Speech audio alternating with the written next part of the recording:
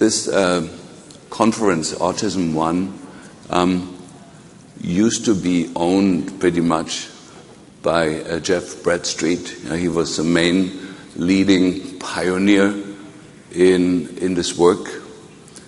He and I were part of a think tank in the early 2000s where we shared ideas and where it was clear that autism needed to be attended to in a different way. At the time, it was still the teaching in medical school that autism is not treatable, while many of us were already treating it. So there was a discrepancy between the reality that we saw and what was taught.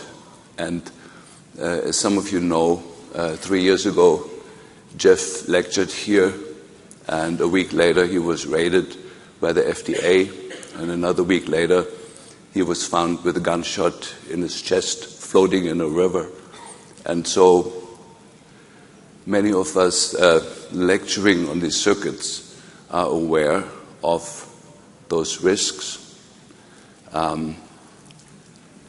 Also, I will have to be a little careful when it comes to the solutions. I will not be able to disclose some of the sources of where we getting important remedies from. And those of you who are here from the FDA or from other more hidden government agencies, none of the things I will be lecturing about you will find in my office. You're welcome to raid my office as you have in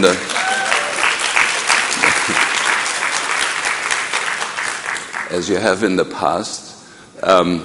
So you're welcome to come. You won't find, it will be a lot of effort, but because it's a large office, but you won't find anything. I'm just asking those others, I don't want to be the next guy with a gunshot in the chest, so that would be nice to avoid that. But I put here, as being raised in Germany, being German in my generation comes with the obligation to speak out. So I will try and do that. Okay, repairing the gut, you heard everything about it that you need to, but I do want to let you know that Kerry Rivera's work with MMS still stands. It's still important, and everybody using MMS has been severely prosecuted by the medical boards, by the pharmaceutical interests and everybody else, and that's why MMS has largely disappeared in the conversation. It is hugely important.